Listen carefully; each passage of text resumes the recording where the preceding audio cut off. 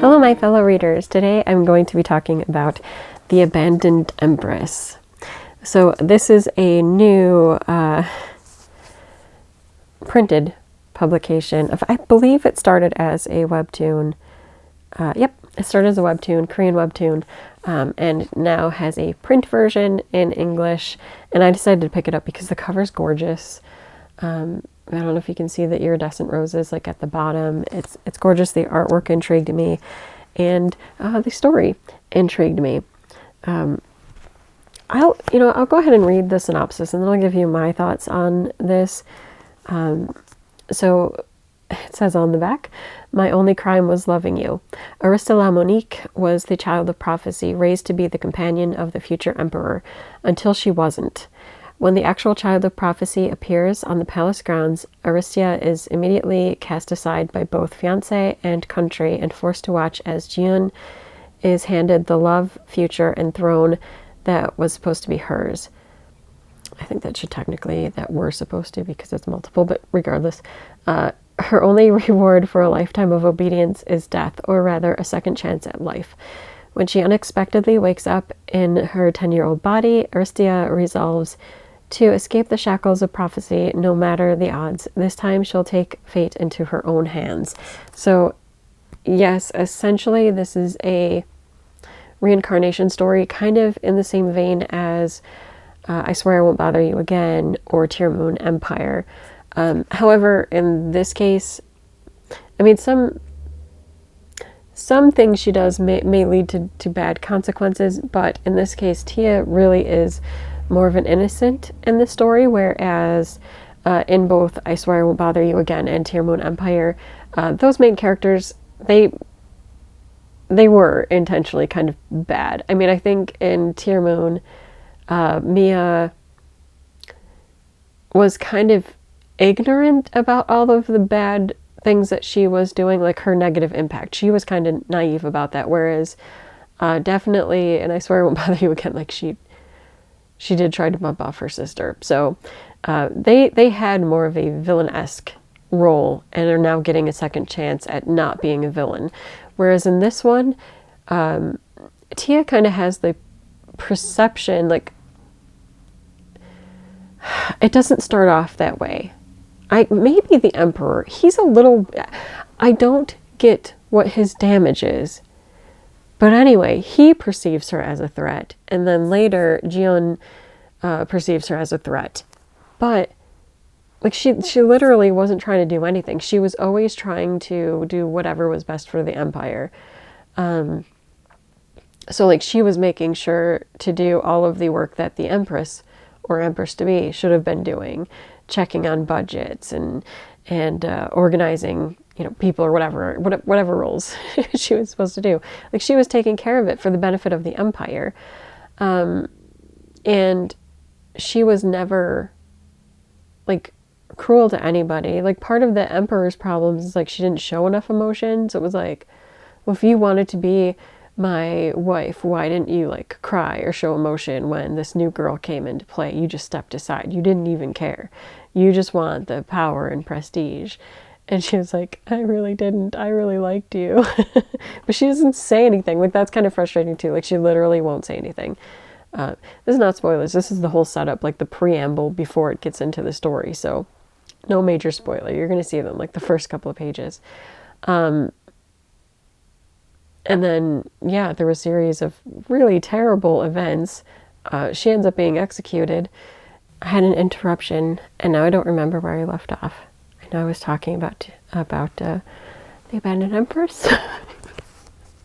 But I'm not sure where. I don't know where to go back to. I don't know where my thoughts left off. I will just say quickly to maybe recap, like, yeah, I don't like how terrible everybody was to Tia, but also it was very frustrating because she also wouldn't communicate, and I think part of that is because she thought that her role, or that nobles in general aren't supposed to show that much emotion or express themselves, and they sort of deal with that later. in the events that happen afterward, because part of what she always wanted, as she reflects back on things, is for her father to show love to her and to have that kind of relationship. But I think she was reflecting him. Like, he wasn't that demonstrative, so she wasn't that demonstrative.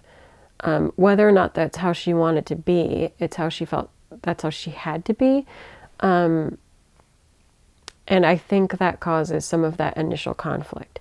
However, after she is murdered, I'm going to say she's murdered. I don't even think execution is correct, because, I mean, it still works either way, even if she wasn't innocent. But after her death, she goes into this kind of waiting space where she gets to speak to the master of all of this, who says, yeah, I mean, we realize that your life got kind of messed up, but it's because the child of fate, was it the child of fate, whatever, child of prophecy, was accidentally born into the wrong timeline, time space, I don't know, whatever they call it, and we had to correct that.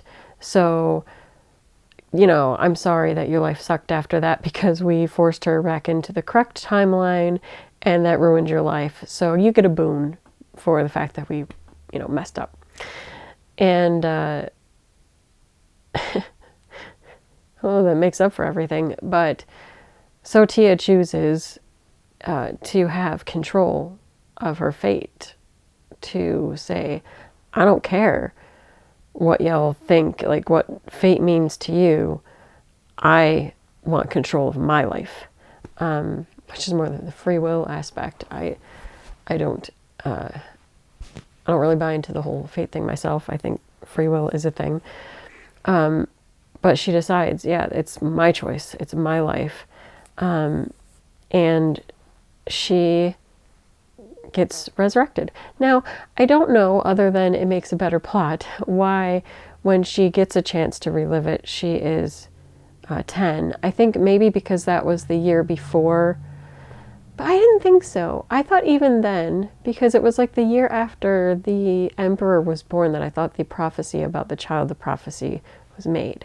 So I don't remember why she's born as 10, other than it seemed like a good way to start. But anyway, she comes back as 10 and has all the memories of her previous life. So she knows X, Y, and Z is going to happen. And so then she works her way to not have that happen. She tries to make sure that she does not get chosen to be a future empress, that they don't necessarily see her as the child of prophecy, and make suggestions that impact other things. And I can't go too much more into it, because there isn't necessarily more to that. This is the start. So you just see that she's making these choices, and it's going to have an impact on the rest of her life, and hopefully in a good way. She does end up meeting the emperor again. Actually, the emperor and the emperor-to-be, because at this time his father is still alive and the emperor. But he takes a liking to her and is sort of willing to listen to her, because she now has this title, this new title that kind of makes her special. So I don't want to get too much into that. I think if it sounds good, you should read it. For me, for some reason, I'm really liking these stories that are kind of second chance stories. I've really liked them. Like, I like I Swear I Won't Bother You Again. I like Tyrmwood Empire, and I'm really liking this one. And this one, of course, has beautiful art to go along with it. I mean, I Swear I Won't Bother You Again does as well, but you could do the light novel or the manga for that one. It's good, and it's gorgeous, and it's right up my alley. I just gotta say that I look forward to getting volume 2. It will hopefully be out this year, I think, in not too much longer. And yeah, I'm gonna read the heck out of it, because I'm really liking this so far. And I look forward to seeing, like, there are some of these, because I feel almost the same way with Tear Moon, that there is still like a romance element, but because they're so young, I really want to see them age up. And I don't know how long that's going to, like, are they going to age up? I hope they are, but I don't know how long that's going to take, how expansive these will be. You know, whereas, and I swear I won't bother you again, there wasn't like that huge of a jump. Tear Moon and this one have like quite a big jump. I think it's like 4 years for Tear Moon. And then this one, I don't remember how old she was. 7 years maybe? Maybe it's a 7-year jump. So anyway, I'm like, do they have to be quite that young? But I guess maybe if it was a little bit after that, it would have been she would have been sent to the palace already or whatever her thing was for when she was like designated as the next wife for the